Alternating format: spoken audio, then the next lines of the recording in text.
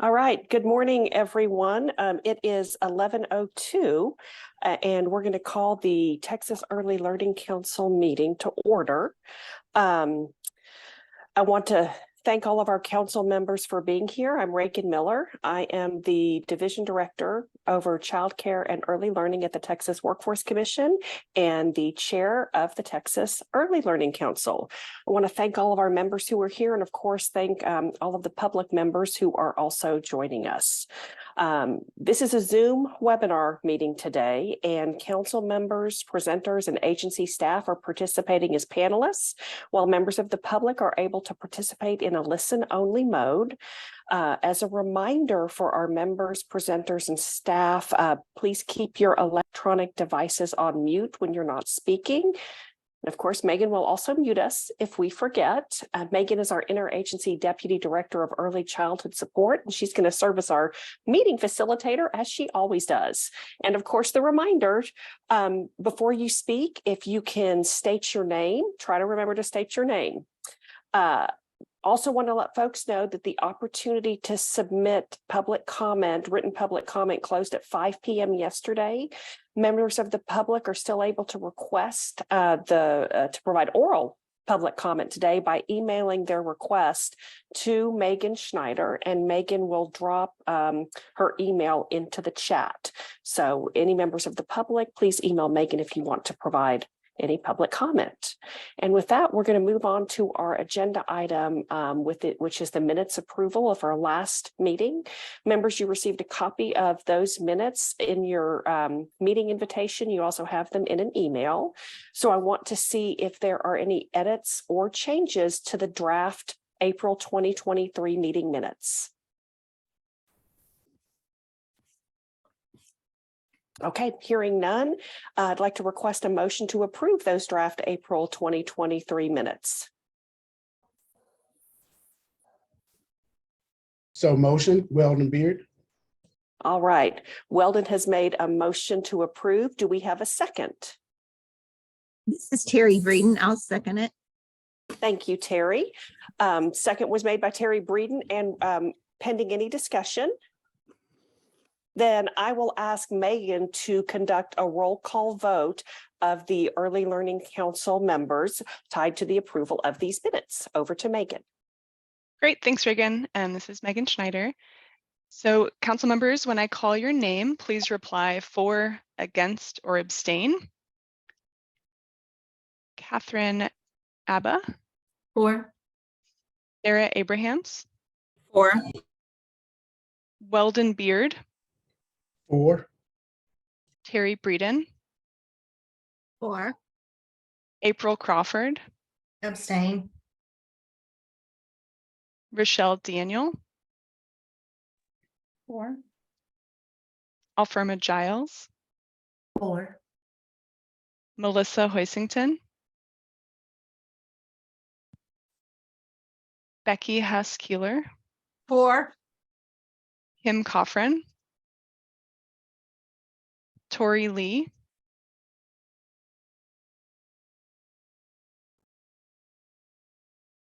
Here. Jerletha McDonald. Reagan Miller. For. Maricela Nava.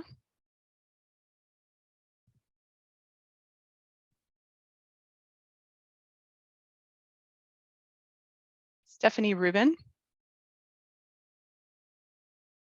Amber Sconlin. For.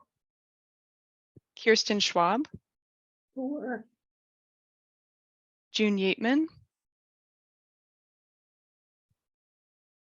Audrey Young.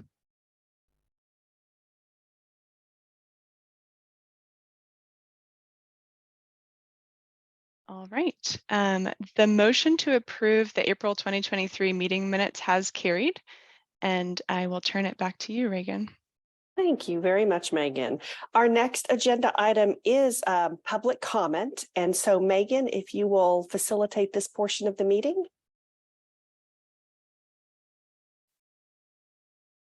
Do we have anyone signed up for public comment?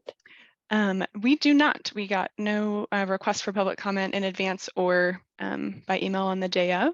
But as a reminder to everyone, if you do ever want to give public comment, the instructions are here on the screen.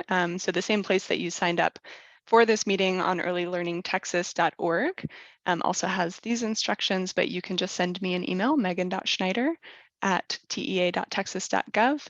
And we always have time at the beginning of these meetings for public comment to hear from members of the public. So with that, Reagan, I will pass it back to you. All right, thank you. All right, our fourth agenda item, and probably what we'll spend the bulk of the meeting on today, is the Preschool Development Grant Birth to 5 and the needs assessment presentation. So as you guys recall, Texas was awarded $16 million per year for a 3-year grant, the PDG B2 grant, as we're calling it. And 2 of the foundational activities for the state's work are an updated, comprehensive needs assessment for children aged birth to 5 and their families, and that's going to inform an updated strategic plan. The needs assessment, led by Dr. Mandel and her team, are being conducted in 4 phases, and you'll see those listed on the slides.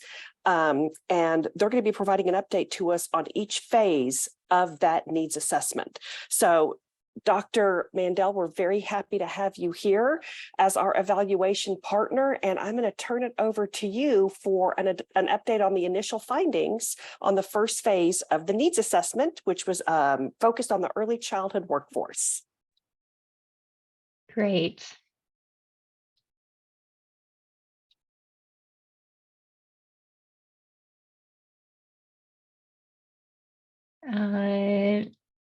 Okay. Are you guys seeing my screen? Yes. Dorothy, I've actually got the slides that you had shared. Is it okay if I just keep sharing my screen?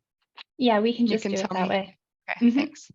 So this is our preliminary findings from their workforce needs assessment. And I'm going to emphasize some preliminary nature of these findings, but also emphasize that we have some overwhelming clear results coming out of our workforce needs assessment results. So I just want to let everybody in the public, as well as the Texas Early Learning Council members, know that the data that we're presenting as scientists, we believe is preliminary. But at the same time, the take home that we have from the results so far, we're very confident in being able to give those to you where we stand right now.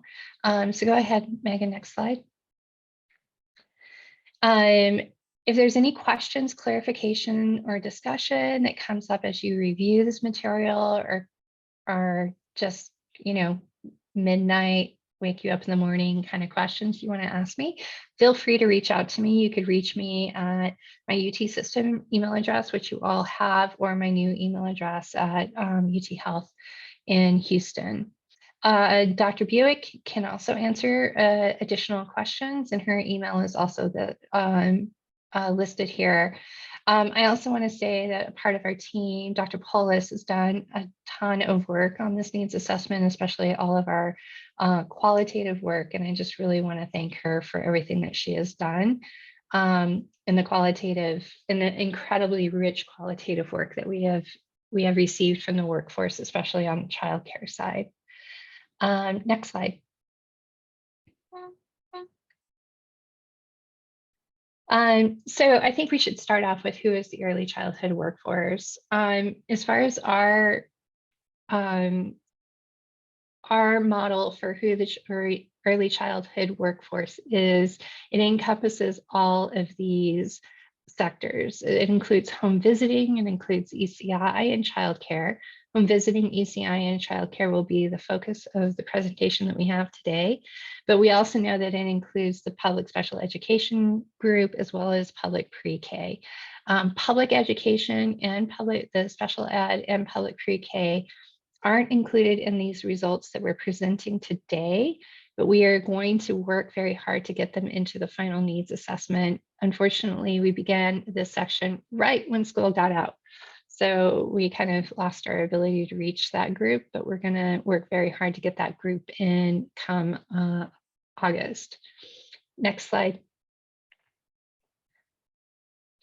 So the focus has really on the workforce over the past few years, especially over COVID, has really been on focus on sustaining and recovering of the early childhood workforce. Across the entire, all of these sectors, there was a huge drain of workers, and there has been a lot of work across all sectors to work on retention and recovery. And a lot of that has really focused on stipends, additional training, and also the pipeline to develop the new workforce. So I want to say that all of these results that we're presenting is in reference and in context to the amazing work that has happened over the past few years during COVID to make sure that this workforce stays stable, or to stabilize it as much as possible. Next slide, please. So we needed a good model to be able to talk about how we want to look at our what a high quality early childhood system is. And that is really the focus of our needs assessment. And so one of the models that we use is adapted from Kagan and Gomez.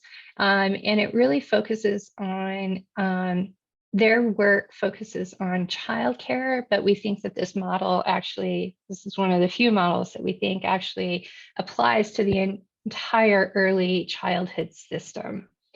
And so within this, we have an important aspect of what they call program and boundary spanning entities. And so those entities are the entities that surround our communities and create the safety net in our communities. So it's not just higher education, it's higher education, it's health, it's nutrition, it's the social services.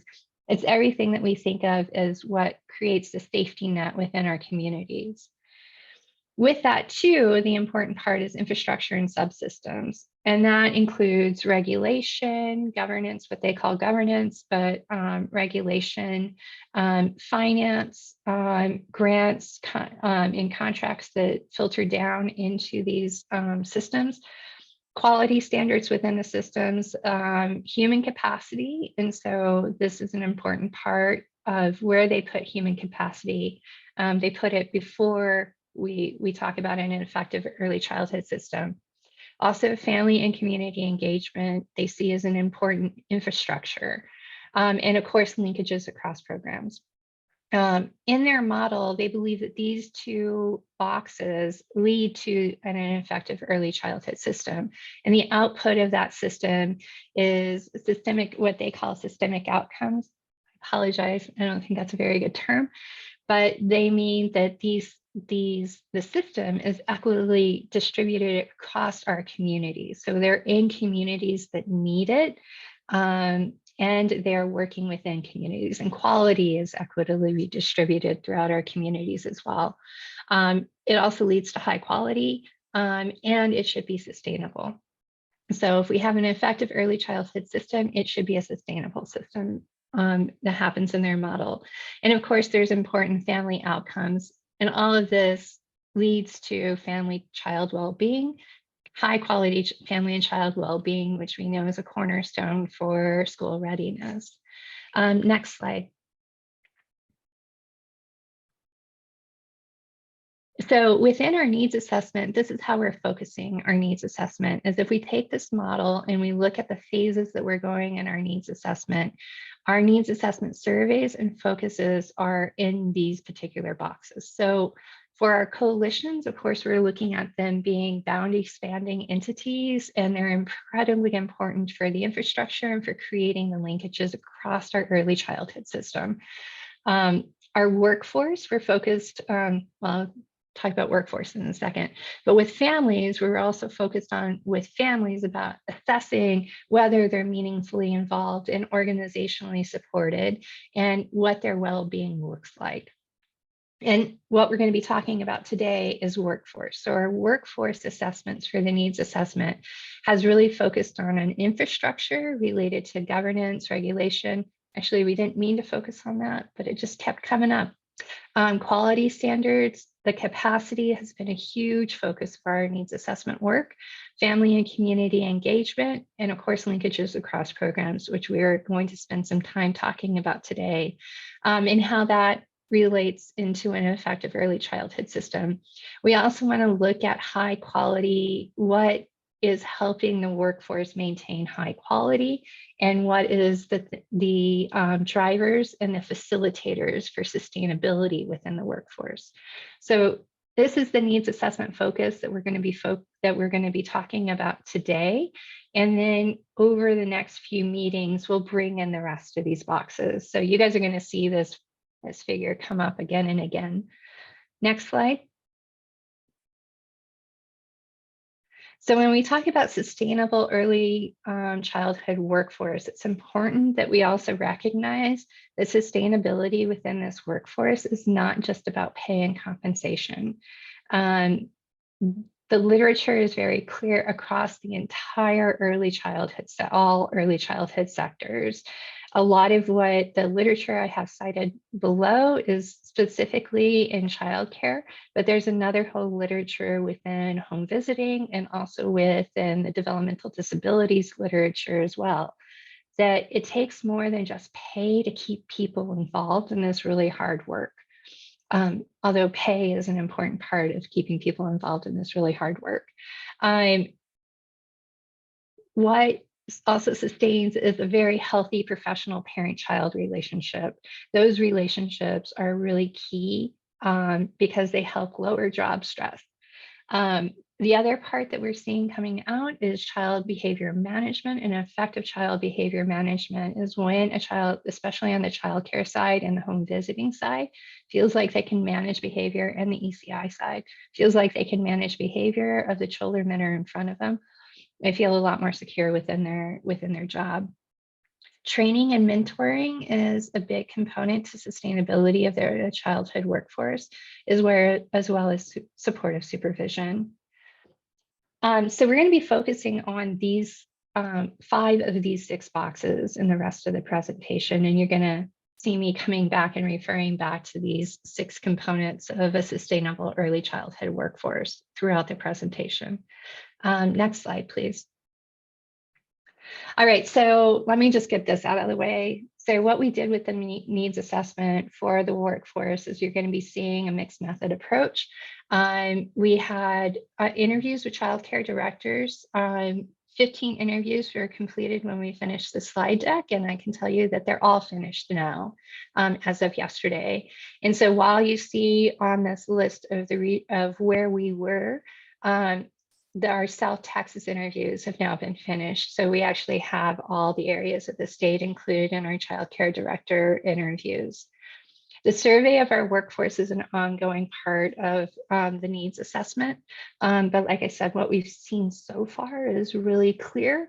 So the numbers are going to switch around a little bit, but I can tell you very clearly that what we see as big problems are going to stay that way.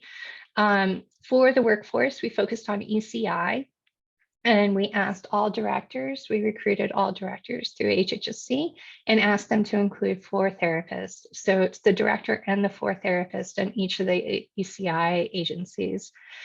Childcare, we randomly sampled childcare workers, taking into consideration rural, urban, and that way we had a whole spread across all different licensing types, as well as whether they were urban or rural. And we recruited 208 childcare centers and home-based childcare directors. And we asked them to include 2 childcare staff if they had any. So a lot of those home-based childcare directors may not have any staff with them, but we asked them to bring in at least 2 childcare staff. And so we also included analysis and use of existing reports. I want to talk a second about home visiting, because home visiting is a necessary component and a big component of our early childhood workforce, but they're not included in here because we're actually doing work in home visiting already outside of PDG. So I'll bring in, because we're doing evaluation work right now with home visiting, you're going to see that I'm going to bring in some home visiting data, and that comes out of the evaluation work that we're doing with PEI right now around home visiting. But there's a lot of overlap happening there. Next slide.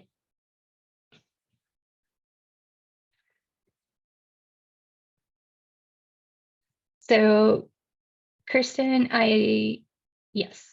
I cannot tell you who was interviewed in Wichita Falls, so I won't tell you who our centers are. And that was part of our agreement with our centers. So I can't tell you who we included in Wichita Falls. But as far as, can you talk about the universe of childcare workers and how many childcare workers are there in the state?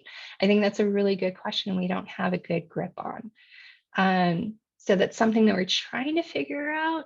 That's something that Dr. Osborne's group tried to do with the strategic plan as well. And it's clear from both plans and some of the conversations we've had with other groups who are trying to figure out how many childcare workers there are, that this is a really hard number to get your hands on. So I want to say that while I can tell you how many home visitors there are, and I can tell you how many therapists there are, I can't tell you how many childcare workers there are. So the first thing I want to talk about is pay, and that's because I want to get through the pay part really quick so that we can focus on the other parts, because you guys have so many reports that have already come in talking about compensation. But I want to focus on what we have seen across the entire system, not just child care, the entire child care system, is that we have seen across the entire system, home visiting, ECI, and childcare, the use of incentives and stipends and one-time payments to help stabilize that workforce. We have also seen some really incredible things done by local agencies at the organizational level to make decisions on compensation and to reduce the workload for the compensation levels that they're at. Some very, very unique and some very, very incredible things local agencies have done. For one example, there's a home visiting agency who changed their definition of full-time to reduce the number of hours that their home visitors had to work every week, but kept all their compensation and their benefits at the same level.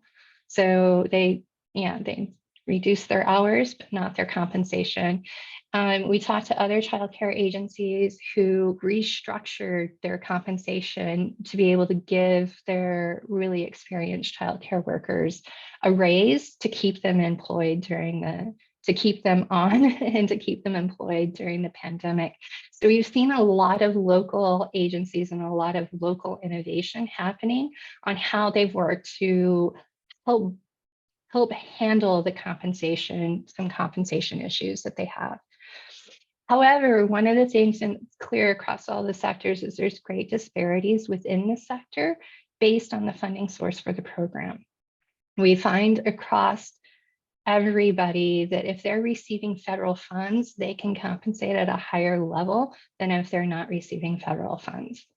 We see this in home visiting, and we're also seeing this in childcare. Go ahead to the next slide, Megan. So within childcare and select home visiting models, like I said, we've seen large within sector variation in compensation. And this also impacts the way childcare directors think about investing in their childcare workers. So for one example, this is a childcare director who very clearly brought this up in the interview. It's like, you have to encourage your teachers to invest in the CDA, and that's money. And then you can lose the teacher because now they have a CDA, and then they can go to Head Start and make way more money than they're making in your center. And this competition with Head Start, of Head Start being able to compensate at a higher level, was something that was brought up by several childcare directors. Within our home visiting land, we see that the Home Instructor for Parents of Preschool Youngsters, our HIPPY program, they have the lowest compensation of all of our home visiting programs. And within home visiting, a lot of the disparity in pay in home visiting centers around the degree requirements associated with those. So our HIPPY home visitors, for example, only have to, I think some of them don't even have a high school degree.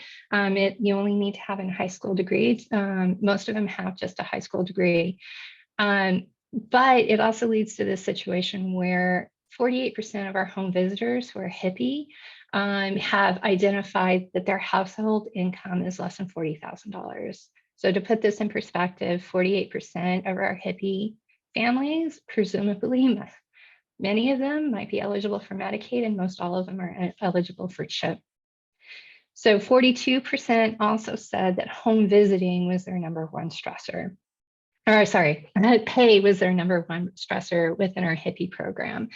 So this is much higher than we see in our other home visiting programs where, for example, NFP, but NFP requires a nursing degree and is compensated much higher. Pay is not a top work stressor. And even in our parents as teachers, which majority of our parents as teachers have a high school or college degree, only 30% of them said that income and pay was part of their work stress. So this disparity in these pay rates not only lead to a disparity across the sector, but it also leads and helps in childcare contribute to churn, according to the child care directors.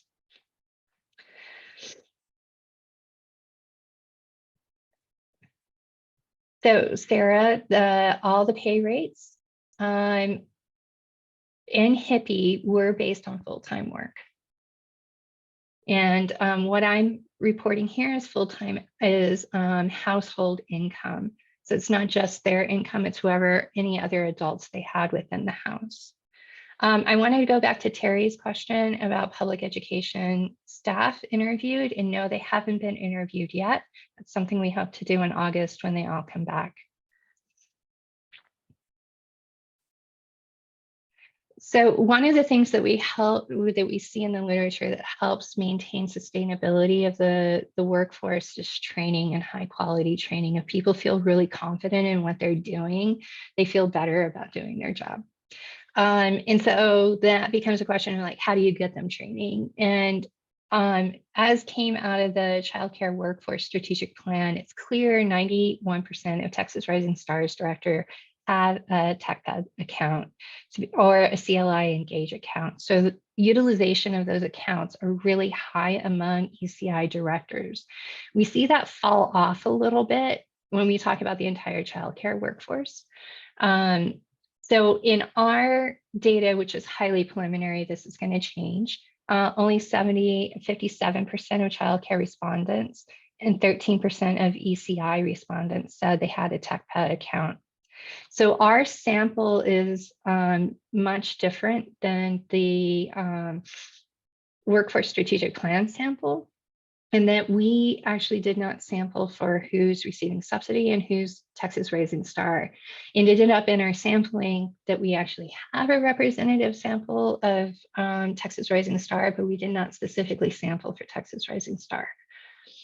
So we're looking across the entire spectrum, including home-based care. The other thing that we see is 35% of childcare respondents don't get paid for their training. So for about a third of the childcare respondents that we have, that means that they're getting training on their own time and not being reimbursed for that training. So that puts an additional burden on them to, I don't want to say be working for free, because everybody has a different idea about training and how that affects, but it is something that they have to do on their own for 35% of childcare respondents. So next slide, please. Now, when we look at how they're receiving training, when we talk to our childcare directors and through our survey, we see that there's a lot of within-center mentoring. And this within the childcare center mentoring that we see has, when we see it, childcare directors say that this is an incredibly important aspect of mentoring within their system that allows them to maintain and retain staff. So we see this happening mainly with those centers who are able to retain highly experienced staff through COVID. If they have that highly experienced staff, they are absolutely using that staff and making sure that staff is in a mentoring role with any of the younger staff coming up. We've also heard many childcare directors, especially in our TRS, childcare directors, that they provide lunch and learns. So they may take, like during naps, take their direct childcare workers out bring in interns or other staff to watch sleeping children and do lunch and learns with them. And so that way they're being paid for also doing their training. Paid in services are the other thing that we're seeing. And then childcare directors in particular who are in TRS really have said a lot of nice things about TRS mentors and how much they have meant to them. And being able to call up TRS mentors and talk to them about stuff. There's one thing that has come up that was more of a want on the training side than something they have been doing. And that is peer-to-peer cross-sector mentoring or peer-to-peer within sector mentoring. So this in particular came up with several childcare directors. Several of our childcare directors had experience both in Head Start and in non-Head Start childcare. And this quote really kind of summarized that. I would love my teachers to be able to go and shadow Head Start, shadow how these teachers teach, because the most benefit I've ever been able to receive are those teachers that I get for a little bit of time when they're not in school. They get to come and shed light and inspiration and, hey, this is what we do. Hey, it just helps significantly. It sets them up for success and it gives them a different perspective. And it's nothing, but it's just all the little details and things like that that they see on a daily basis. So that experience and that peer-to-peer experience is something that many directors said that they wish they had more of. Next slide, please. The other want that came up on the director side was business development training. This is a home-based care provider who brought this up, who wants to turn their home-based care into a childcare center, but they don't know how, and they don't know who to talk to or where to go to be able to do that. So setting up this business training is something that definitely came up in childcare directors. Even some centers brought this up in different ways. So I would like to know how this center is paying for X, Y, and Z, or how this center finances this way. That business side of it is something that they also are talking about, wanting on the childcare director side. And like I said, these peer-to-peer learning opportunities is really what they talked about. Having someone in that they could just bounce ideas off of and talk to and say, this is how you do it, how this is how I'm doing it, how are you doing it? So I thought that was also beautiful because it's also about community building in a sector that tends to be competitive with each other. Next slide, please. So for our training wants that we're seeing, and this is our training wants that actually, I'm going to tell you the truth, span all of our sectors. We see very similar training wants in home visiting, except for in home visiting, they're a little bit more focused on helping mental health in parents, but we see these same training wants across our sectors. And the biggest training one that we're seeing is how to address challenging behaviors in children. And we're going to spend a lot of time talking about the behaviors that childcare is seeing and the behaviors that we are seeing in ECI as well. There is a huge want for childcare, child growth and development. And this is also a training want that we see in home visiting as well. 22%, like I said, these numbers are going to switch around a little bit as when you guys get the final report, but I'm pretty sure these top four, because we see them across multiple sectors, are going to be your top four. And the other thing that we're seeing is supporting children with special needs. And I think we're seeing this rise up in childcare because childcare is seeing more children with special needs. And that goes with this addressing challenging behaviors want that we see across training as well. Next slide, please. So now I want to talk about the next three components of a sustainable early childhood workforce, and that's the healthy professional parent-child relationship, the low job stress, and the child behavior management. Next slide. And I'm going to talk about these together because one of the things is very clear in our results, clear when we talk to childcare directors, clear in our data from ECI and childcare and some of the data we have coming out of home visiting. You can't tear these things apart. job stress, healthy professional parent-child relationships, and child behavior management are all intertwined with each other and really play off each other. And so it's really hard for me to put these in individual buckets because we see the child behavior leading to the job stress leading to not healthy parent-child parent-professional relationships or unhealthy parent-professional relationships, creating child behavior management problems. So recognize that they're all kind of working together across all of our early childhood sectors. And so I'm just going to say in these next groups, we're talking about all three of these things together. All right, next slide. Actually, Megan, go ahead and go back to the other slide. And I want to pause there. And I know the council has been asking questions in the chat. And I just want to pause for a second to see if the council had additional questions that they would like to ask before we moved on into this section.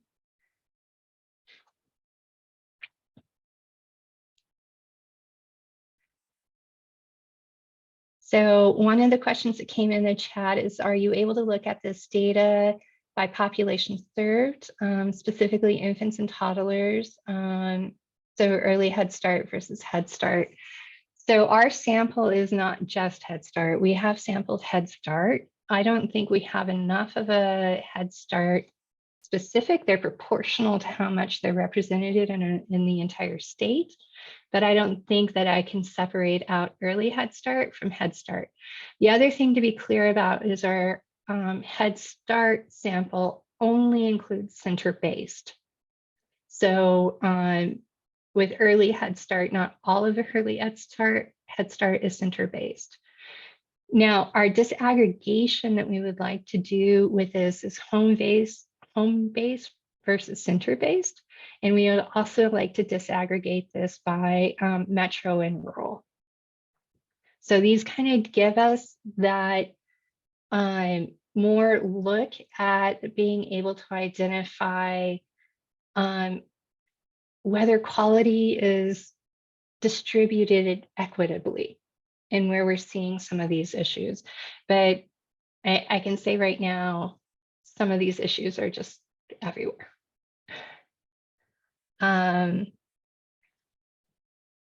Thank you for that question. Is there any other questions?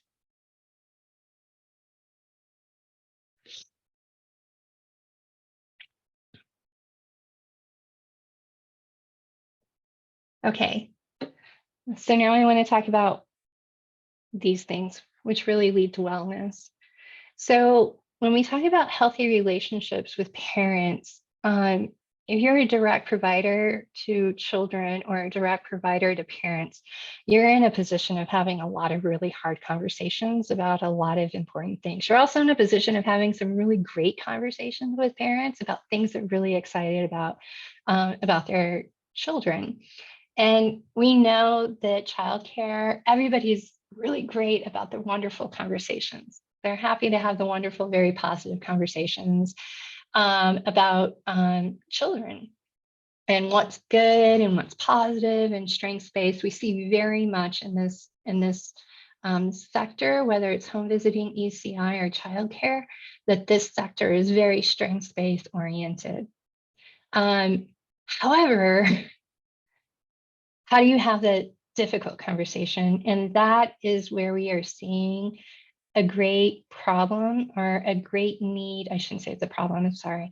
It's a great need across our sector. ECI seems to be doing this the best. And I think that's because ECI comes in already knowing that these children have problems and the parent clearly has accepted that the child has a problem, or else they wouldn't have accepted ECI services. So our ECI sector is a standout for how much they feel comfortable discussing learning difficulties with families. Childcare, this is the third least thing they are comfortable doing. Home visiting, we also see in home visiting, while we ask this question a little bit different in home visiting, we also see home visiting is not comfortable having these conversations with parents either. When it comes to developmental delays and home visiting, this is what they really don't like talking about, or have trouble talking about, let me put it that way. Within childcare, disciplinary strategies is also some place where they have a lot of discomfort having these conversations with parents. And everybody has a lot of discomfort talking about hygiene, kids' hygienes with parents as well. So what you see across this results that we are seeing with childcare, ECI, and home visiting is these more negative oriented conversations and these more difficult behavior conversations are really hard for them to have. And this is a place where it becomes a training opportunity, I think, of being able to help them have these help them have these hard conversations. Nobody likes having these conversations, but at least feel more confident and comfortable in having these conversations. Next slide, please. So one of the other aspects of a healthy relationship, parent professional relationship and child professional relationship that we see across just every sector, whether that is healthcare, whether that's childcare, whether that's home visiting, no matter what, we see that if we see those with trauma-sensitive attitudes, which is a precursor to trauma-informed care, we see that those sectors that are more trauma-oriented, they tend to do better with communicating, they tend to do better with bringing parents in, and they tend to do better on helping connect families to that larger social safety net. And so this is definitely something that we wanted to measure within our childcare, home ECI, and home visiting group. And so these data at the bottom show you the kind of distribution that we have seen in our ECI as well as our childcare, the surveys that we received back so far with ECI and childcare. So we utilized the ARTIC, which is the Attitudes Related to Trauma-Informed Care survey, which is highly validated. And we use this survey in particular because we know Head Start's using this survey. It has been validated across all of these sectors. So that's great for us too, because then we can use it across all the sectors. But these are the type of questions that people are asked. They're asked opposing questions. And so one would be, children could behave better if they really wanted to, versus a child is doing the best that they can. Or the unpredictably, and so they have to decide which way they feel, which statement they lean closer to. Another one is the unpredictability and intensity of this work makes me think that I'm really not fit for this job. Because part of trauma-informed care and trauma-sensitive attitudes is also making sure that you take care of yourself. So these questions, both about the people you're working with and your own attitude, are important for understanding trauma-sensitive attitudes. So within our childcare, we have a mean score so far of 5.2, which actually puts them at the higher end of trauma-sensitive attitudes. ECI, we definitely see them at the higher end of those attitude scales, and home visiting is a little bit closer to what we expect at the median. So the median would be 3.5 because this is a scale of 1 to 7. But one thing I want to point out is the great variation that we have so far. So we are seeing respondents who have who actually have very low trauma attitudes, trauma-related attitudes. And then we have those respondents who have incredibly high trauma-related attitudes, who are definitely they are bought in on that those trauma-informed practices. So while we see this differences between ECI and childcare, both sectors, we're seeing this huge variation. And anytime we see these huge variations across agencies and across respondents, we have to consider whether we're also seeing variations in the way that these practices are implemented and the way that families are receiving these practices. So when we talked about that equitable distribution, anytime we see variation, we have to ask ourselves about that equitable distribution. Next slide, please. The other thing that we wanted to measure was job stress, and we only measured this, we only have comparable data in ECI and childcare. The way we measure this in home visiting is a lot different than the way we would measure it in childcare and ECI. And so we used a job stress inventory developed by Kerbau, which is one of the most used job stress inventories within early childcare. And we adapted it for ECI as well. It didn't take that much to adapt it for ECI. Which is one of the reasons why we liked it so much. So what's important is that, and this is, I know, ring the bells, this is incredible, job stress, it's high. Well, of course, job stress is high for child serving sectors. This is a high demand job with a low amount of control. So across both of these sectors, you're just seeing a lot of job stress. But and this is related to things like children have behavior problems that are just too hard to deal with, or really hard to deal with. Sorry, I added that. Or getting the parents to work with you on a behavior problem is hard. So these are all statements we could all possibly agree. A lot of people are going to agree with this in childcare and ECI. So it's not really surprising to see their stress levels this high on the higher end scale. And so this scale goes from 1 to 5 to let everybody know where this is. However, the reward fulfillment part is also really high in this group. And as you can imagine, this is what keeps us going in early childcare, right? Things like, I know that I'm appreciated by the parents. One of the other questions that's in here is children are happy to see me. So those kind of reward fulfillment is also really high across these two sectors in ECI and childcare. In childcare, what's really interesting is that it's one of the lowest variation sections of questions that we have. That on the whole, childcare is very much this is fulfilling. So when we talk about points of intervention, then when it comes to stress, control, increasing fulfillment is probably not going to happen because they're already see this as a really fulfilling thing to do. So it's the addressing the job control stress as well as the job demand stress. And you see on these figures too, that these two things, job control and job demands, also are very, very highly variable across our respondees. So that also leads to a point where it's clear that there's a lot of variation and who does it well and who's not doing it well. And can we, again, engage in that peer-and-peer learning to help this part out? So next slide, please.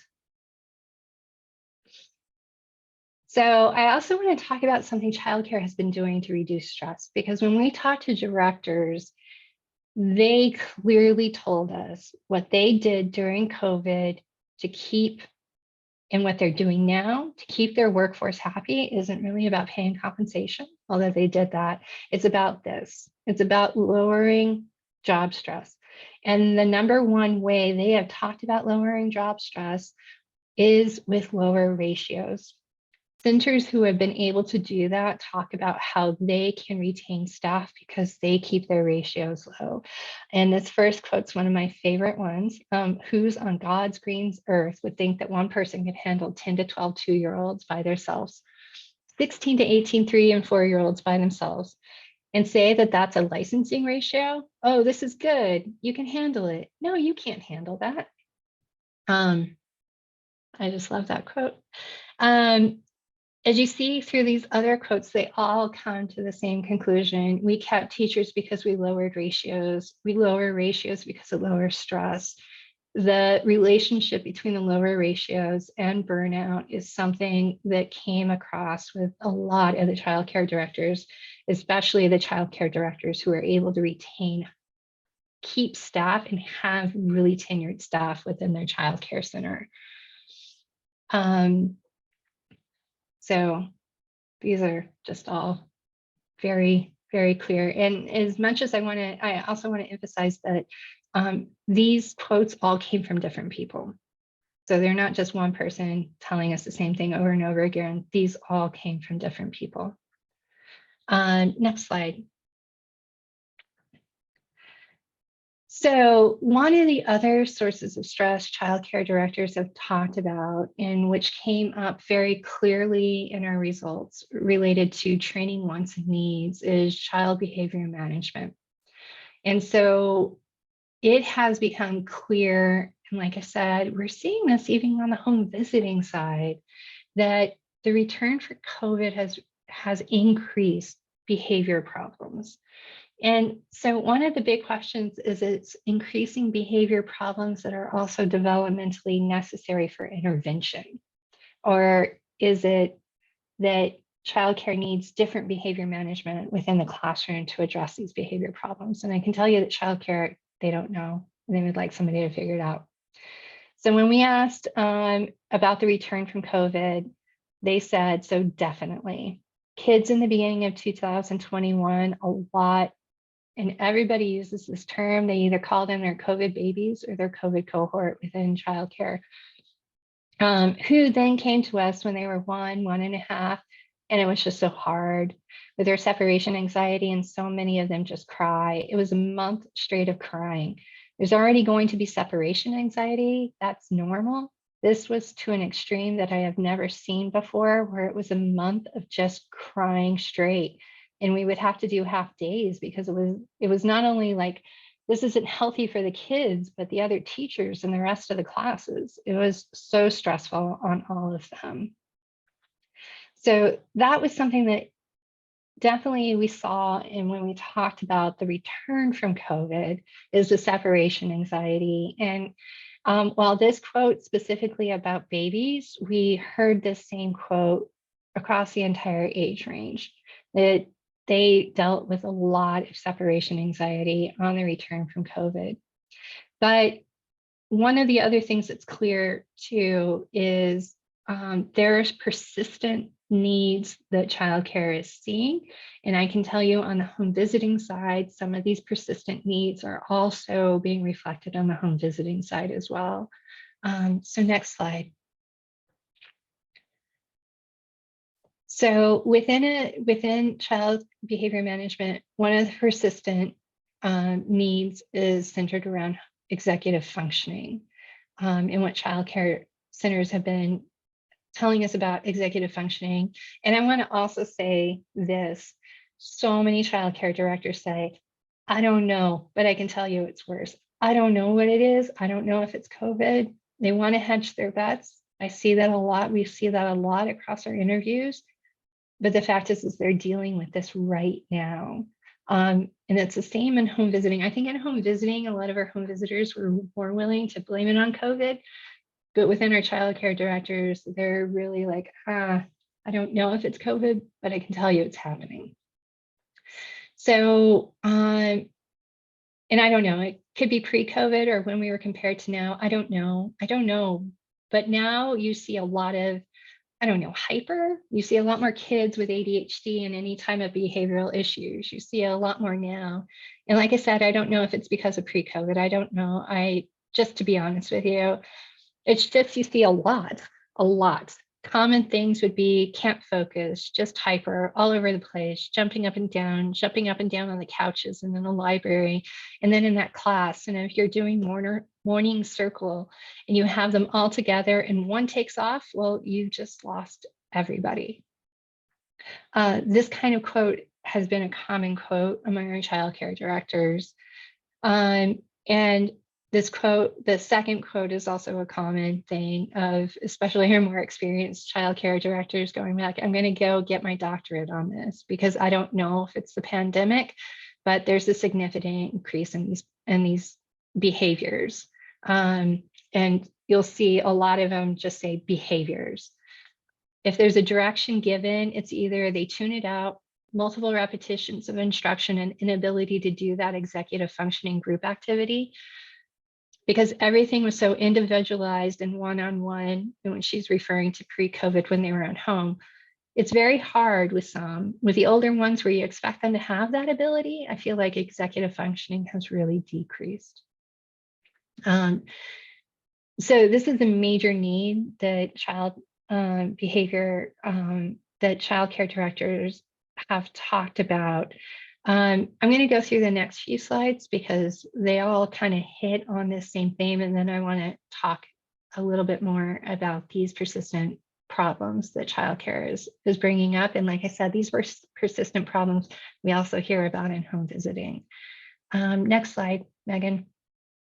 So also that separation anxiety and the persistent emotional development is something that they talk about, and something that they're talking about with each other. So in my experience, in my circle, they're here and kind of in the other directors I talk with, most people tend to feel that we're seeing an increase in, people just call them behaviors, but essentially social emotional connections that are not meshing since COVID.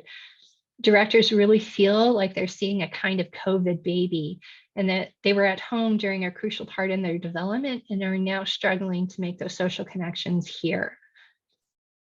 And then I want to focus on the second quote, because the second quote is something that is important related to linkages. So in our 3-year-old classroom and even in our 2-year-olds, you can tell that social emotional area is the biggest area we have to work on with those children because they were at home. They didn't get that time when they were working in small groups or centers with friends or having to make choices about sharing and those kinds of things. So that's really, I think, the area that is the social emotional. That's where we need to build up nowadays, because they didn't get that unless they had a sibling at home, and they were really missing out on those social skills. So let's go to the next slide. And the next behavior that child care directors brought up were really aggressive behaviors. And they're seeing a lot more aggressive behaviors related to biting and hitting and kicking. We specifically asked child care directors about their suspension policies or their policies related to kicking a family out of the child care center, asking a family to leave the child care center. And a lot of them are trying really, really, really hard not to do that. Many of them have told us that they really don't follow the policy. There used to be a policy about, some of them have a policy about 3 biting incidents and you're out, and they really do everything they can and are doing everything they can to keep those kids in childcare, because they're really sensitive to the fact that it's really hard to find childcare. And also, I think they're sensitive to the fact that it's happening a lot. So this is a child care center that wanted to make it clear to us, and I thought this was nice, that it's happening across the board. This isn't a low income issue. It's not an issue of kids who are receiving subsidies. It's not an issue of kids who get highly, are usually highly looked at for these behaviors, but it's across the board. She used to work in a subsidized childcare center that received a lot of subsidized childcare, and now she works in a center that receives almost no subsidized childcare. And she says we still have it, a child who hits her teachers and bites her teachers, and it's crossing genders. It used to be really boys, and we're seeing it across both genders, across different ethnic groups. It's definitely increased. And the reason is going to be up to the researchers to figure that out, but 100%, we're seeing a lot more children throw furniture. I mean, it's, yeah. So it's not just the biting behaviors that are kind of developmentally appropriate and something that you see, but also this side comment about children throwing furniture is something that we hear a lot coming across our child care centers. And their response to everything is screaming or rolling on the floor or kicking and shouting and wanting to throw things around. And these are really significant behaviors. So I want to address the comment that came through the chat is, did you ask childcare centers if they have space corners for children to soothe and calm themselves? Most of them do. They have cry corners. A lot of, especially the ones that we interviewed, are doing really, really well. Some of them we interviewed because we knew that they were doing really, really well. And even in those centers, they're like, this is a major problem. And some of them just don't have enough space to give enough kids places to calm down. Because it's not just one kid that is blowing up for a little bit. They're talking about an entire classroom just losing it, which is something one of our centers has a classroom that has two of their most experienced workers. They switched in their two most experienced workers into that classroom because that classroom was just falling apart. So it's kind of also, I mean, any of us who have worked with children or worked in a child or seen children in a child care center or even in kindergarten know that they feed off each other. So that chaos kind of multiplies. So these quiet places and these quiet corners, that's something they definitely do. That's something that's not enough, is what they're telling us. They're telling us that this is at a scale that they have never seen before. So to put that in perspective. So I'm going to go to the next slide. So with these incredibly high behaviors that childcare is telling us about, and like I said, we also hear home visiting talking about this too. Home visiting is mainly with the parents. So home visiting's like real concern is really on the mental health of the parents, but they're also talking about children having these extreme behavior problems and behavior management problems that also lead to some of the mental health problems they're seeing in the parents. So these are incredibly important. And one of the things that we need to talk about in childcare is when these behaviors get to the point where it's a developmental issue that needs ECI or needs intervention versus a classroom management issue where they just need a different way because the scope of the problem is bigger than any of their curriculum or any of their approaches have allowed them to deal with.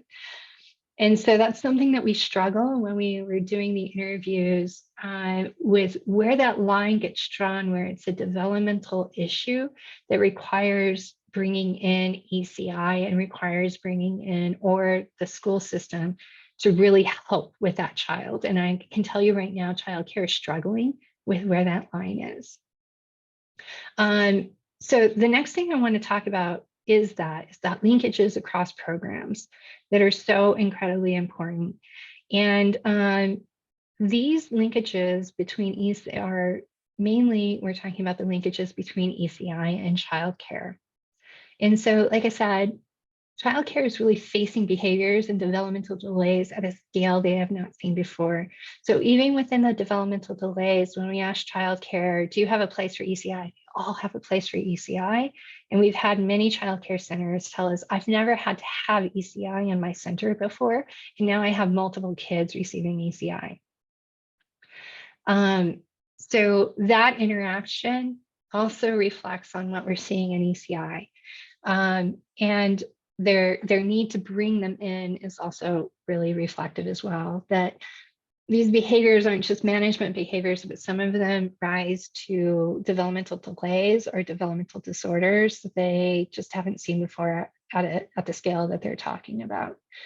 The other thing that it came up within our directors is that childcare is identifying, I think when they get to the point where they're like, we need help, this family, this child, it's not just they can't socialize, it's not just they're having problems, but there is profoundly something else that we need to bring in, a professional help us out. We need therapy. And I think some of it is identification and some of it is childcare making that call of we need to convince the parents to go to ECI.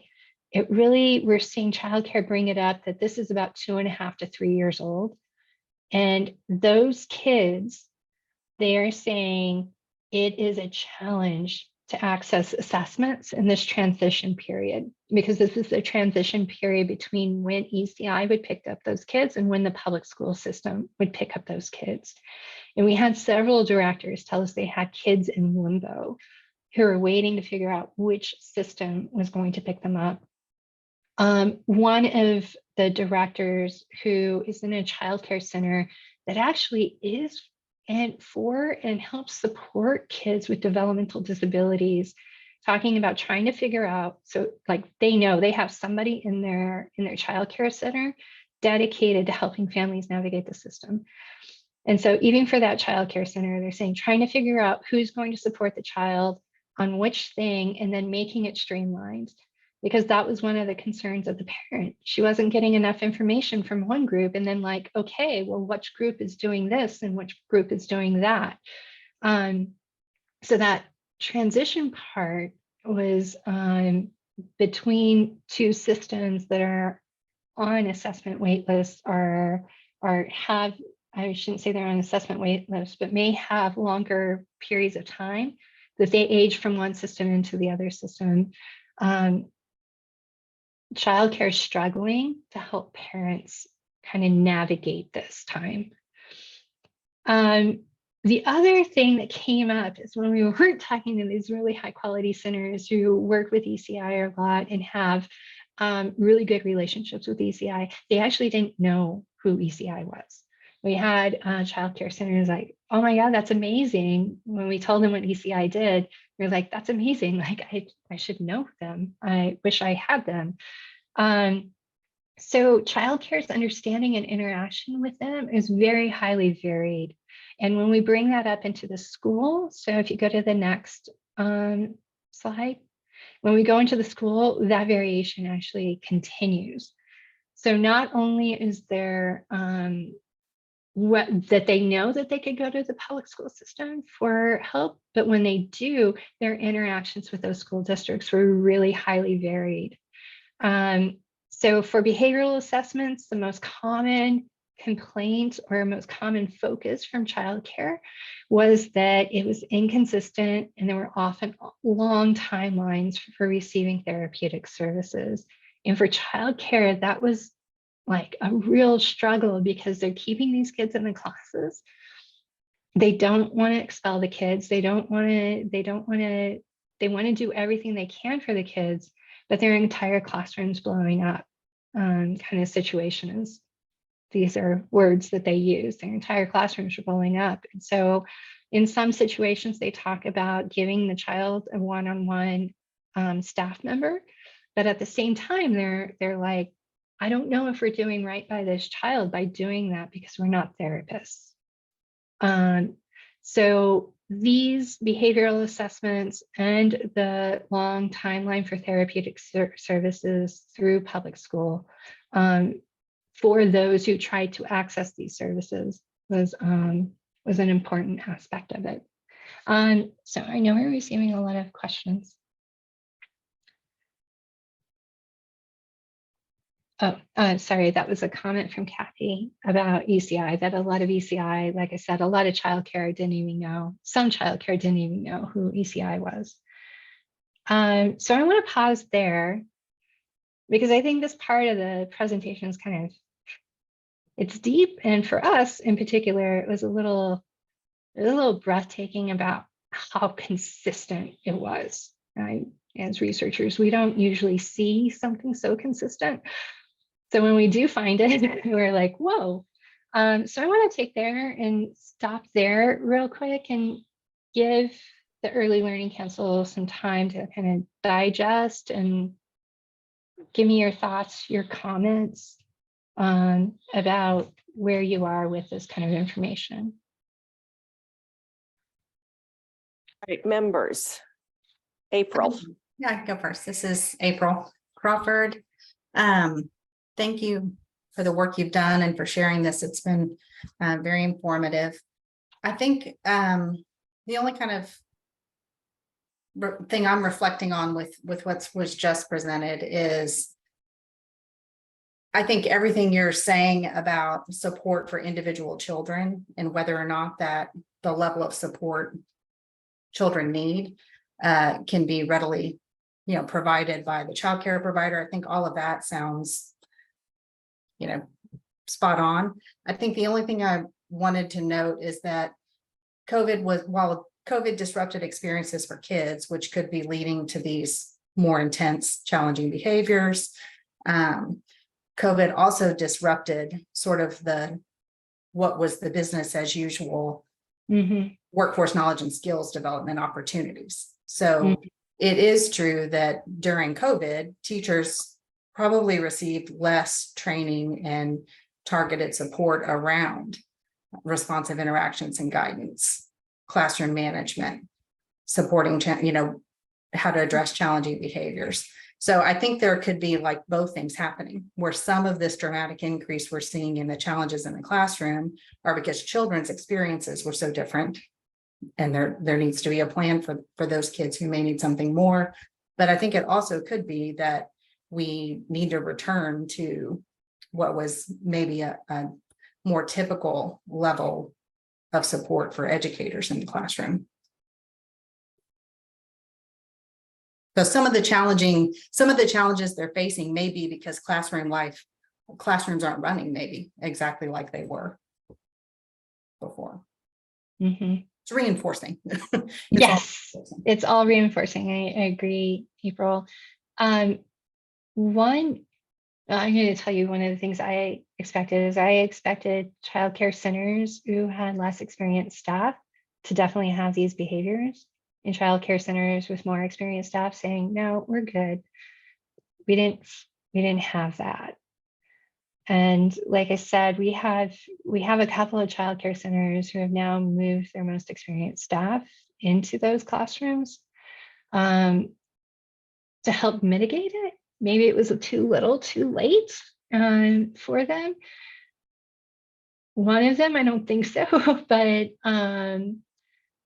it's hard to look at that from the chicken and egg perspective. And so while I also want to put this out there, because I think your point's really good, April, too. What's coming out of this is childcare centers really need the support around how to manage behavior now and the behaviors that they're seeing now.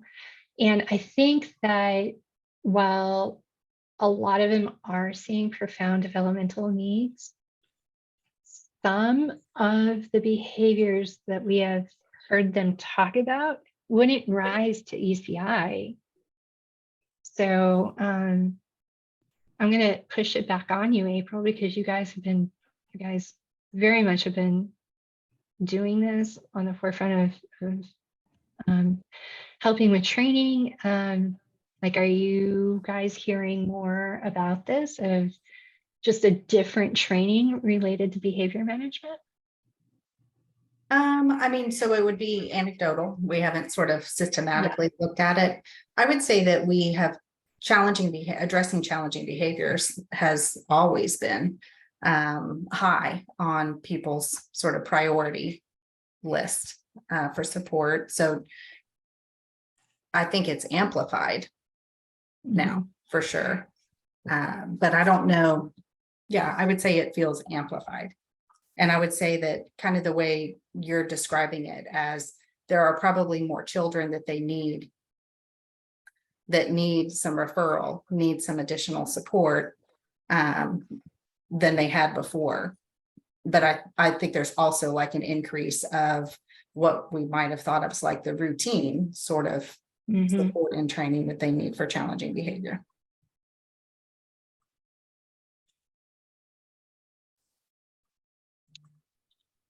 Do other members have Testable questions, April.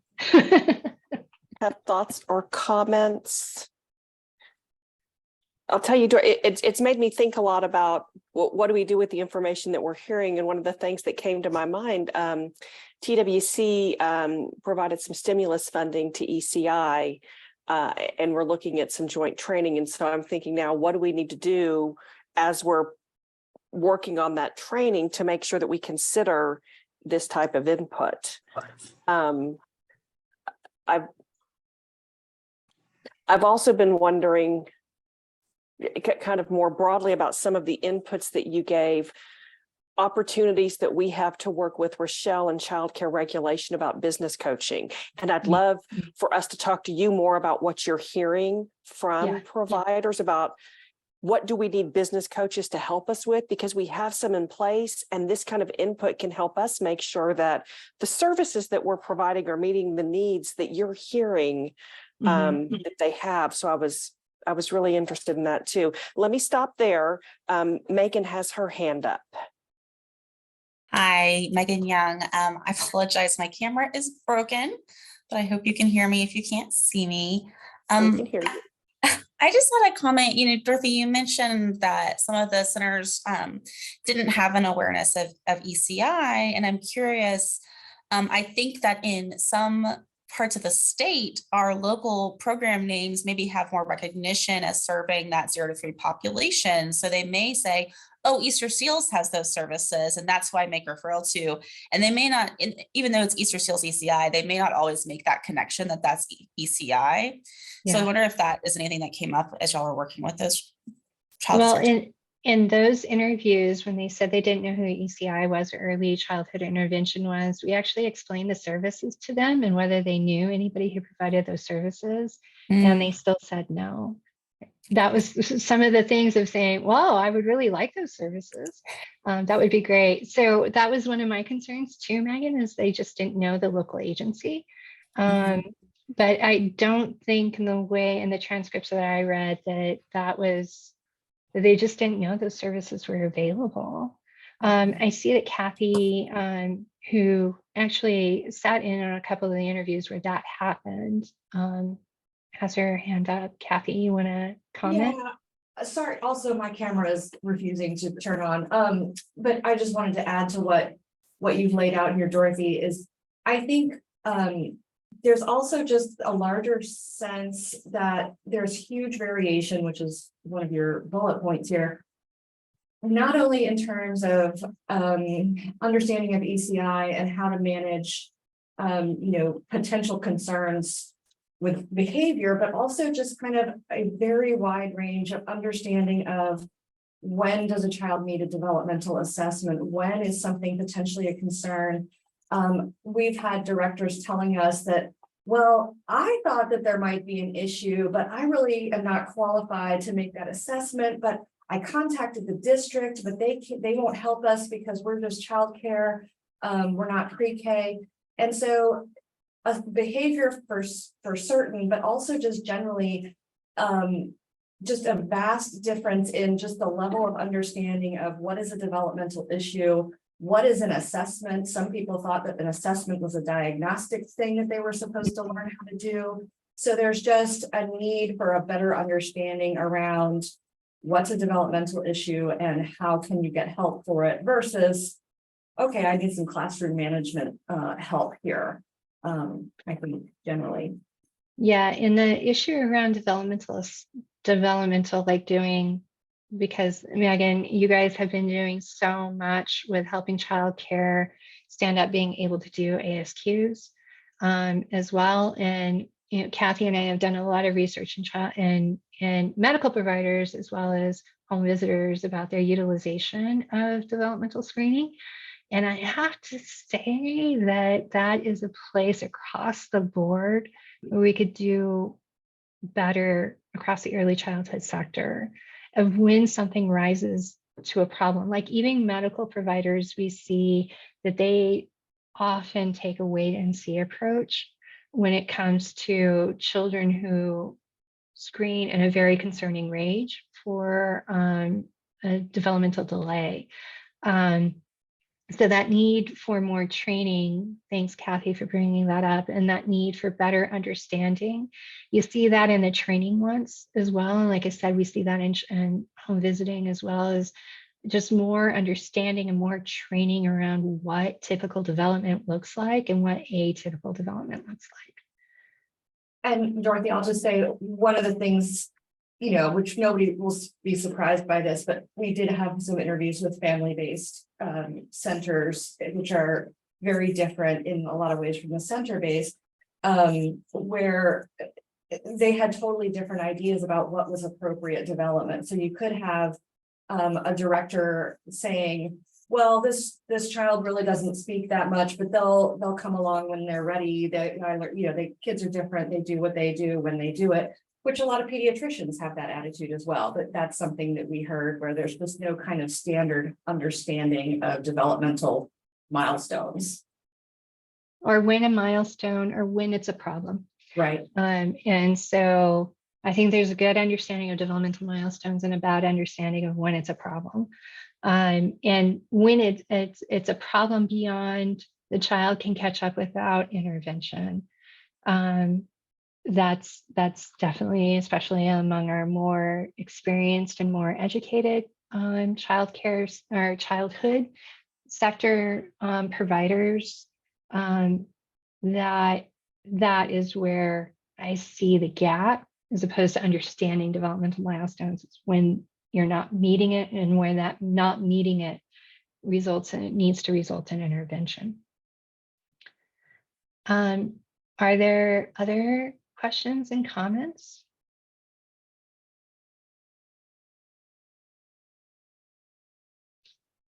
Michelle. Yeah, I got Rochelle Daniel, childcare regulation. I got a little emotional, honestly, while you were going through it. So I just have to say that on the front end. And the thing about ratios in particular, I know this topic has come up multiple times, and when we do our comprehensive review of standards, we certainly have looked to are there ways that we could consider making some changes. And I think the messaging we always get consistently is providers are having a hard enough time meeting current ratios as outlined. And so how do you find that balance of, would people stay longer and you have less turnover, which ultimately impacts your business in a positive way? If we reduce those ratios and made it, more realistic, but I think where we get the rub is, well, you're going to tell me I have to serve fewer kids in the interim because I can't hire teachers. So I just think that piece it's just really challenging. And when I think about that and how can we approach that from both sides of the issue. And anyway, so just put that back at the top of my list of things to think about. I think it's a huge, because I definitely understand that of both the child care center, who's like, we have to have that ratio, that high ratio, or because we just don't have enough. We can only put floaters in there. We can't have dedicated staff in there. We can't afford that. With at the same time going, how can you do that? Other child care directors going, how can you do that to your staff? Might be a marketing thing, Rochelle. And like you said, it's that business model of when your staff are taken care of, you have less churn, and then you're not hiring constantly. Right. Well, and I think even beyond, even for those programs that want to do it, finding enough able-bodied, willing people to come in and work has been hard enough. So, I just think it's sort of this churn and this cycle of, where do we stop? How do we stop the bleeding? Definitely. And that brings up something that related to Reagan's question, and also talking to you guys a little bit more about what we're seeing on the business side, that finding people thing. It's really interesting. There's a huge, and this is something that I'm hoping we can look at in the final report, a huge regional variation in that. And so one of the things that came up in some of the interviews related to that churn and being able to find somebody had little to do with their belief that there wasn't somebody out there, but more to do with their not knowing how to reach that person.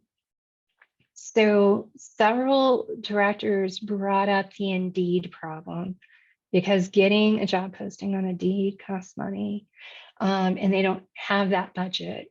So there was actually a want for a centralized job posting board.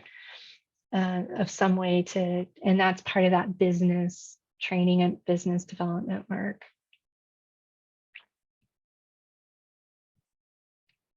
Reagan? Yeah, so I was gonna, Rochelle, along those lines, as I started wondering, we keep hearing about the fiscal cliff. And one of the things I've wondered about as you were saying this was, did the child care relief funds allow some providers to lower ratios because they had extra money to pay the salary without collecting the tuition? And so now I'm wondering if this is something that we should be working with our researcher on. I don't think this is a part of our study yet, but as we think about, so Texas was required to put out at least 2.4 billion of ARPA funds. And we actually went above that. We went above the minimum ARPA, and we actually dipped into some discretionary, and we put out 3 billion to all child care programs. And that money's coming to an end, but that was a big amount of money, and as that comes to a close, is this one of the areas that I hadn't considered before, which was, we were able to reduce ratios to create, a better work environment for our teachers? And will one of those strategies be that post stimulus funding, they have to reconsider that? I'm not sure. So that was in the sort of back of my mind as well. And TWC has a job board, workintexas.com, that clearly we need to make sure that people know about. And again, part of the challenge is making sure that not only employers know about it, but folks that are looking for jobs know about it as well. So we will always have some work to do there. We actually, we asked April's group not to include a job board in TechPeds that they host and manage. They own that system, but we provided some feedback because we'd heard so many concerns from childcare owners about that information being included in that system, because they didn't want their staff, poached by another program. And here's all this information right at your fingertips, because everybody's so concerned about keeping their talented staff. So it certainly is. It's an issue. It's an issue that we all need to think about what's the best way to address it. Okay, that was it. So, unless there are other questions, I think you have a few more slides, don't you? I'll just pause for a couple more. I do have 2 more slides, but if anybody has anything else they want to bring up, This is it'd be April. good. April Crawford. I just wanted to make one more comment, and Reagan, I don't know how feasible suggestion this is, but just thinking about at least for the Texas Rising Star providers, the measure related to what's in your parent handbooks for your facility, it's possible that one of the required elements, could be that you've provided information to families about UCI, school district. And, I'm not trying to say that the childcare staff don't also need to really learn about how the system works, but it would at least be one place where you ensure that families enrolled in these programs have some information about it. So it could maybe become one of your criteria for Texas Rising Star. And then ECI, you could provide the providers with the material to reference.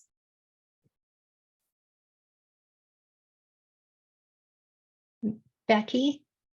Yeah, I'm just wondering about with the staff development that you had mentioned, do you have any data as to where your providers are getting their staff development?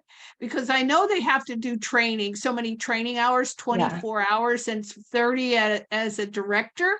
And it seems to me that, where are they getting? And is it the fact that there's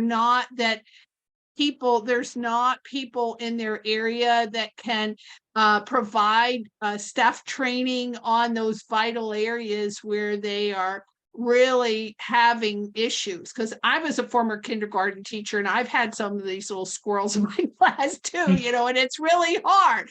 So there should be somebody that might be something that, since there are these key topics, did they mention where their staff is getting training, or are they just doing everything in-house?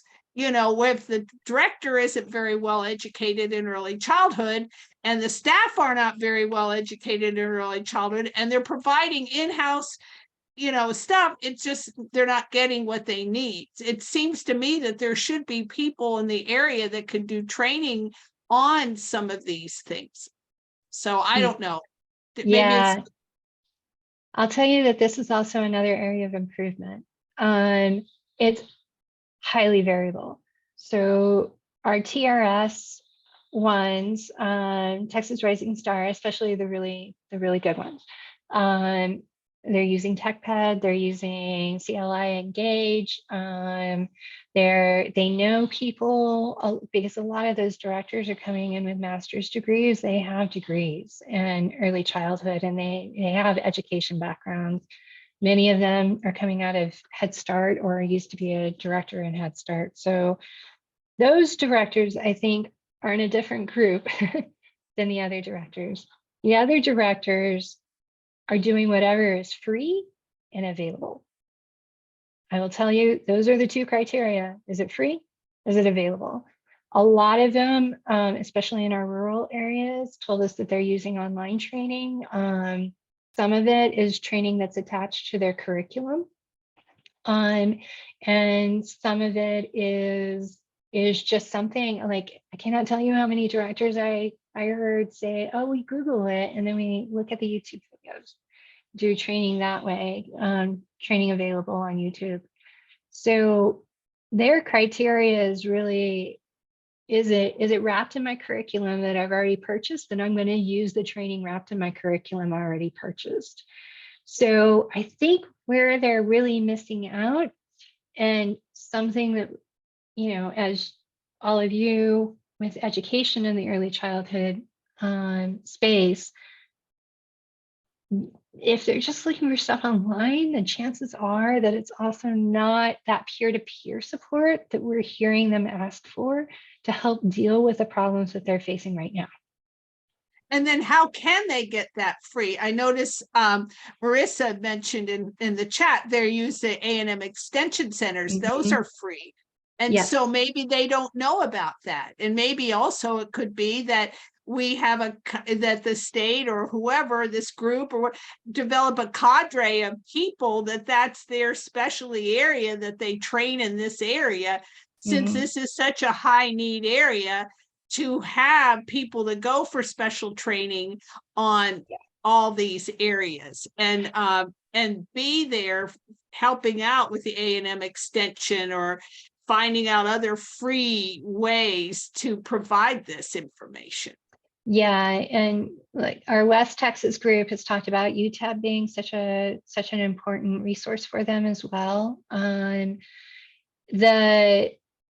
The knowledge of whether that is available is one thing that I think could definitely be worked on. I think it would be also interesting. It's hard for me to turn off my researcher brain on this, and I'm looking at you, April. It would also be interesting to do an analysis of the training that's available and whether that training matches the behaviors that they're seeing. And whether that training is just in time training or it's just when the interviews I was in, it seemed like it's like off the shelf training as opposed to very specific training that really helps them with these behaviors. A lot of that training is curriculum or geared towards the curriculum as opposed to problem solving. Is what I heard. But like I said, I think that deserves a bigger, deeper dive. Yeah, this is April Crawford. It has me thinking, just seeing the way they kind of directors framed their training sessions as like lunch and learns. There are really a lot of great trainings out there around child development, the challenging behaviors, the list of things that they said were content priorities. And there's a lot of sort of self-paced free content and courses out there, even on Engage, there's a lot that they can use. But it's making me think that we should try to kind of package it in a way that directors feel like, okay, here's my little 5 steps to facilitate this training with my team. You know, we're going to go on, I'm going to pull up the mob, you know, just sort of giving them a little bit of an agenda that's just kind of the right amount of content for them to get through in about an hour, give them sort of some opening statements and some reflective prompts they can use, you know, a way almost for them to bring people together and facilitate going through the training that's available. And it could almost be standardized. I would imagine we could even come up with a little template that would work for AgriLife trainings and, you know, other trainings where the goal is just to bring people together to view and discuss. Yeah, that also might help facilitate that peer-to-peer that we talked about, that they brought up, that they would really like to have more of. Is, you know, like, okay, you 5 childcare centers and that one Head Start over there. Let's work on it together. Because these online trainings are incredibly important. Like, they're foundational from what we're hearing because they're free, they're online, they're accessible. But that peer-to-peer want is definitely a want of how are you handling this and how am I handling this? Because it also gets them the experiential part of it. So Rochelle, what you were saying about we have to consider whether program owners are even supporting employees about training opportunities, I agree, because there's a big chunk of them who are not getting paid for their training. So the employees are clearly doing it on their own. And that they aren't topics just related to minimum standards. And our interviews that were done with those child care centers who are getting ready for Texas Rising Star, all they talked about was minimum standards. And that's where they are focused.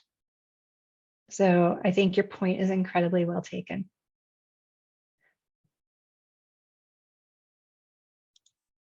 Becky, do you still have your hand up? Oh, no, I'm sorry. It's hard to know whether to go up or down. So sorry. That's That's okay. okay.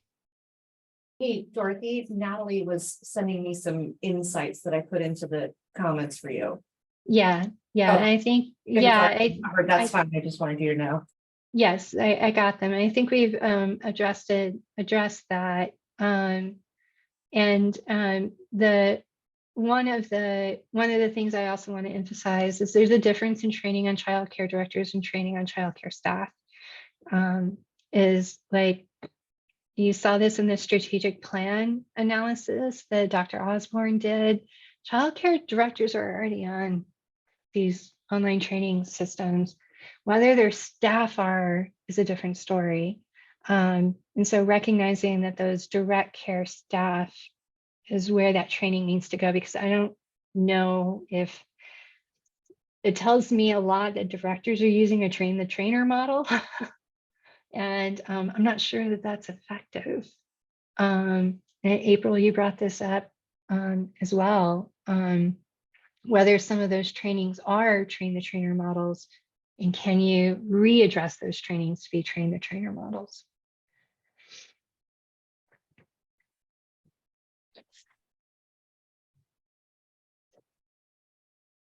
All right. Do we have other comments? Okay, great.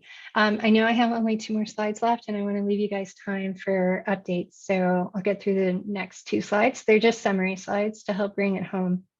So like I said, these are preliminary results on the side of the survey. The interviews, I'm probably going to get some really great quotes coming out of our South Texas. But like I said, these interviews and the results we're seeing, hearing them so consistently across so many centers. Everyone in the early childhood sector is seeing more behavioral and developmental problems in children. So I think some of that may be an overwhelming antidote, or it may be truth. And getting at that, understanding what the truth is important. But childcare definitely feels they're overwhelmed, and we're hearing it on the side of home visiting as well. So those linkages between childcare, ECI, and public school, they need to be stronger and less variable. The other clear result is childcare wants more training focused on behavioral management. So getting it to them, this is something that they want, and getting it to them in a way that addresses the situation that they're in right now. They're so receptive to that right now. So all sectors need more training on having hard conversations with parents. We could add that all sectors need more training on development and when to identify developmental problems. We also see the parent-facing sectors like home visiting. They need more training on mental health and coping, and PEI is doing a lot of work related to that right now. Childcare needs to have more training on behavioral interventions, as we have been talking about. Next slide. And this peer-to-peer training is something that they're definitely asking for. And supporting peer-to-peer training is something that I think would be really highly received across all sectors. Decreasing job stress is a necessary component of employee retention. It came across, again, across all sectors, that when they couldn't pay more, they did a lot to reduce stress, and that's how they were able to retain their really experienced employees. And there's also a large variation in the early childhood setting related to the use of attitudes towards evidence-based practices, such as trauma-informed practices. The mindfulness, we haven't gotten into self-mindfulness. We do have metrics related to that, and that's also highly variable. And then partnering with parents, that's also highly variable across the system. So reducing, like I said, when we see these really high variabilities related to these evidence-based and best practices, it does make us wonder about whether then these services are equitably distributed at a high quality. And that is the end of my presentation. I know Terry, Terry, do you want to talk about your comment about the school districts? Because I know that this is a big issue you guys are hearing about. The same thing that they're reporting, that even with the 3-year-olds as they come in, because I think it's COVID related as well, just like what y'all were saying, and they're asking for support in the classroom, training, support. And so we're looking at ways that we can support them, kind of like you said, standardize. And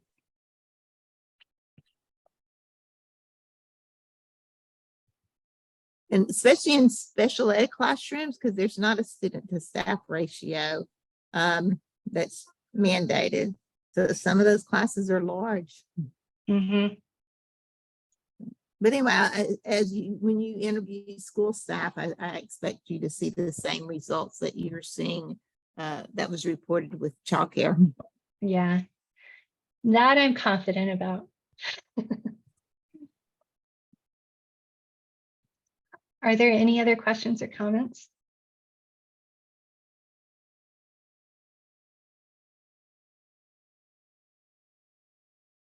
Marisela, sorry.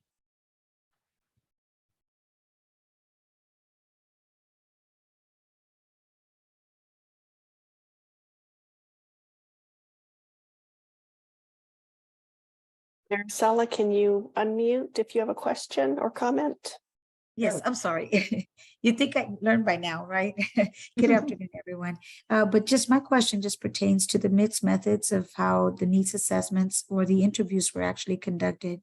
Is there a reason why the Lower Rio Grande Valley director's input was not inputted? Did we ask, or was there a specific reason or criteria that was being used to determine the interviews, or were they part of the 208 childcare centers and homes?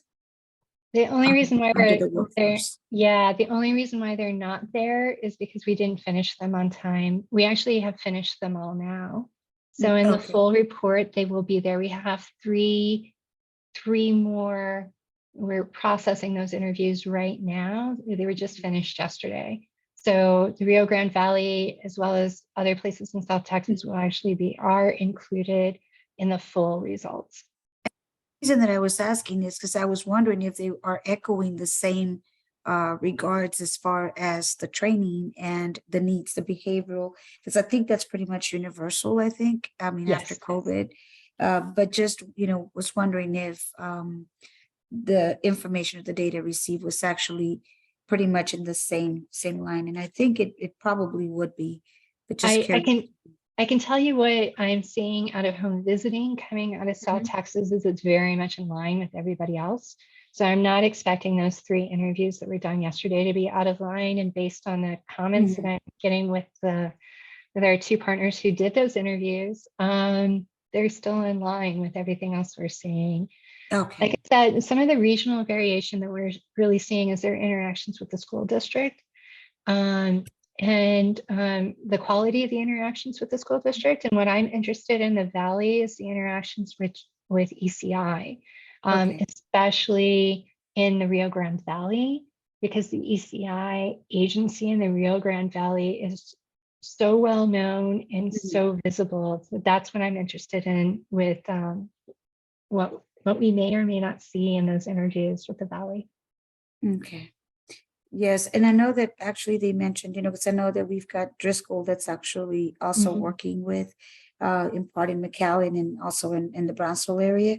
But I know that ECI Region 1 here in Brownsville is actually doing a great job in helping support our facilities, and their systems have been in place. But I also did notice that the school districts, and I think someone mentioned, from the panel, with regards to the school districts, that indeed, the more and more that we hear from our families is that the school districts are either overwhelmed with a number of cases or act early referrals, that there's almost a wait list for, diagnosticians, for everyone in play to come in.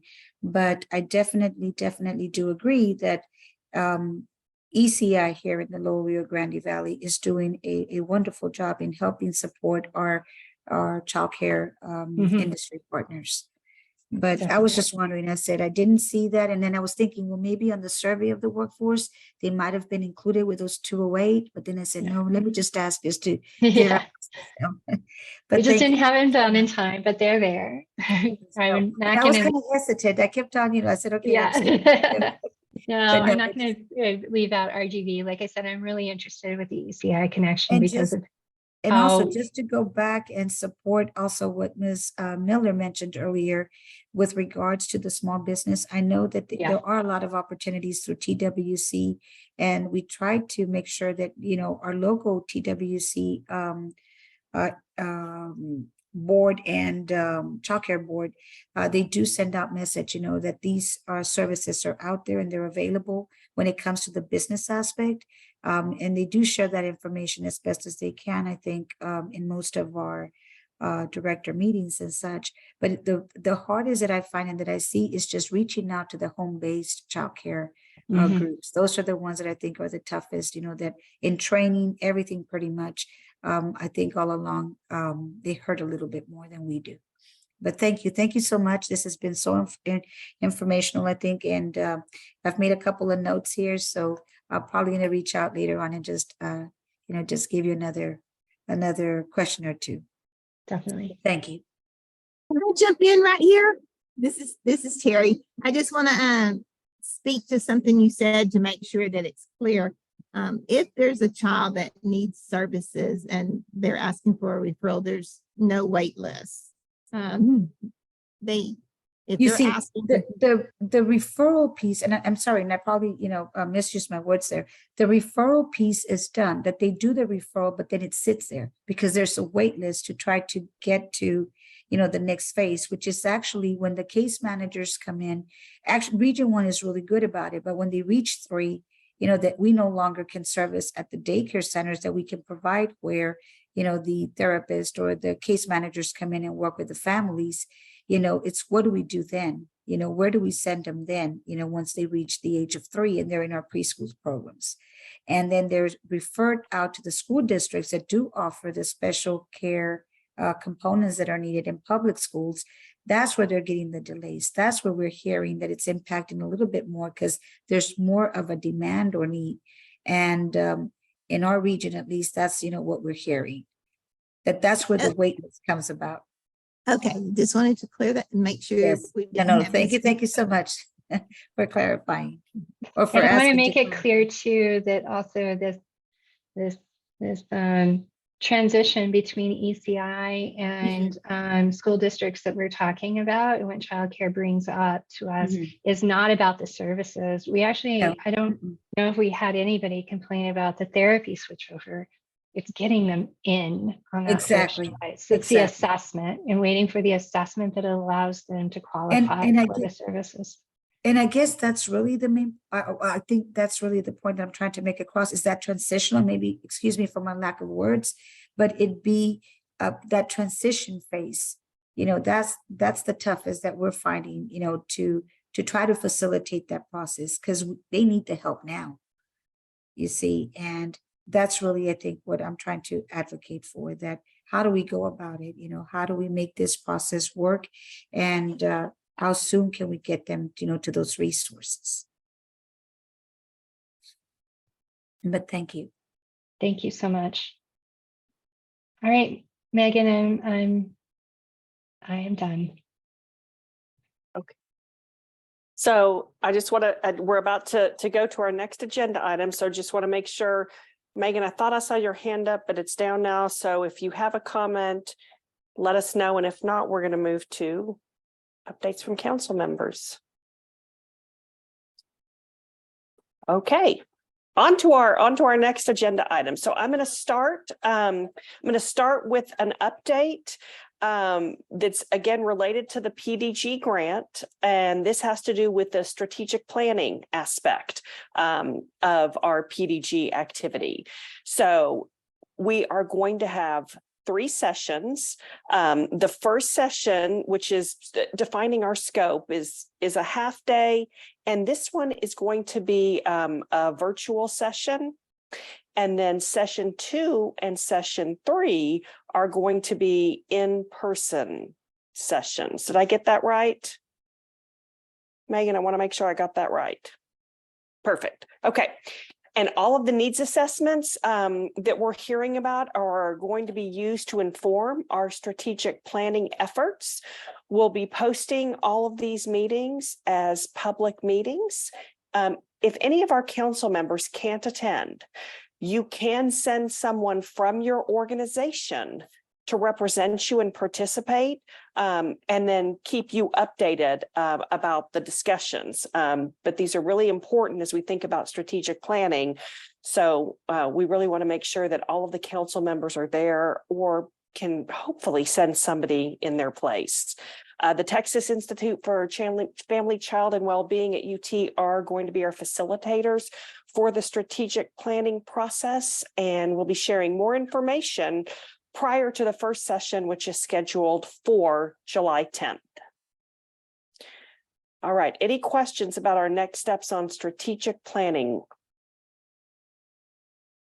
Okay. We also have an update from Terry Breeden, Texas Education Agency. So Terry, over to you. Thank you. I just wanted to point out that Prosper ISD, which is in ESC Region 10, has a series of videos where they worked with Region 10, worked with Prosper ISD to have a inclusive preschool classroom. They started out with 1, and then they've grown to 17 additional inclusive settings. And these videos are very short and very informative. And I just wanted you to be aware of these video series. And so you could see how inclusion from the lens of the parents, the teachers, and the administrators as they journey through that continuum. It was, I'm very excited about this, and we're hoping that other school districts can model this. So I just wanted to share that with you, and I guess Megan will send out the link to those videos. Thank you. All right. Okay, so next we're to updates from our council members, and first to Alferma Giles. Good afternoon, everyone. I really didn't realize I was giving updates today, but that's okay. I would just like to report that the Region 6 Head Start Association Conference will be convening in New Orleans, July 17th through the 21st. And I don't know if I am jumping the gun on this, but the Texas Head Start Association is planning a mini conference for September the 14th and 15th. So we are working on that at this time. Those are my updates. Thanks, Reagan. All right, thank you. We also have an update on the National Shared Services Conference. So this conference was actually in Austin last year. This year it is in Phoenix, October 2nd through the 4th. So for those of you interested in shared services models, make note of that. All right, Audrey. Hey everyone, just wanted to share that the Help Me Grow National Forum is going to be October 11th through 13th in Fort Worth as the in-person version, and then October 17th there will be a virtual option. And as a reminder, we have expanded our Help Me Grow communities through the preschool development grant, and so I think this is a really fabulous opportunity that it's going to be in Texas this year and timely with the work that this committee and the preschool development grant is doing. All right, thank you. And last update I'll give for Sarah is their annual Partners in Prevention Conference, November 14th through 16th here in Austin. So let me ask, are there any other council members that have updates on events that are coming? Megan. So we have a couple things coming up, and I apologize for not getting my information in with the deadline yesterday to include on the slide. I wanted to highlight that we've partnered with CPS, and we're doing a joint training in a couple of weeks with ECI and CPS staff. So that is not really open to the public, but we're really excited to have that cross learning between ECS and CPS about the services provided and the kind of referrals we can be making among our programs. We're also going to be exhibiting at the Texas Parent to Parent Statewide Conference, July 14th and 15th, and at the Texas System of Care and Community Resource Collaboration Group Conference on July 25th and 26th. And then in the longer term, I don't have the date solidified yet, so we'll update that when we can, but we're working to we're gearing up to host 4 one-day regional conferences in different parts of the state through the fall and winter, which will be focused on building connections between ECI and childcare providers. So definitely of interest to this group, given all the great discussion today. We'll share that information when we can. And then for more in-depth ECI updates, I'll put in the chat. We have our advisory committee meeting on July 12th, where we'll have a lot more updates for ECI. All right, thank you very much. Members, as we get ready to close, one of the things that I wanted to mention was I think we may consider an opportunity for some additional updates from council members. In an effort to try to hear from all of our council members, I'm wondering if we want to create an opportunity for members to give a 1 or 2 minute update about things that are going on with their program, with the constituencies that they represent, something that they're excited about, a challenge that they're facing, but really just doing sort of a round robin with a portion of council members. We can divide up the members over our quarterly meetings in a year, and that way we have an opportunity to make sure that we hear from everyone at some point during the year about things that they're working on, what's happening in their organization, what's happening with their constituency. So I wanted to throw that idea out and see if council members have thoughts about this or any concerns. But we would just sort of, divvy everybody up and let you know when it was your turn to think about a 1 to 2 minute update in an effort to just expand our information sharing between council members. All right, Rochelle says yes. April says yes. Okay. I'm going to take that as 2 yeses, reflect the group. If you don't feel comfortable presenting, you can always put some stuff down, in writing, but we sure would love to be able to talk to everyone. Our next meeting, thank you, Megan, is July 10th, 8:30 to 12:30. This is our strategic planning initial session. This is the virtual session, which will be, defining our scope and really understanding the process. Okay. Any other comments from members? All right, be on the lookout for the preparation materials for this July 10th strategic planning meeting. Thank you for sticking around for 2 extra minutes. It's 1:02 and we will call this meeting to a close. Thank you everyone for joining us today. Thank you, Dr. Mandel, for that great update. We really appreciate it. All right, take care, everyone. Happy 4th of July.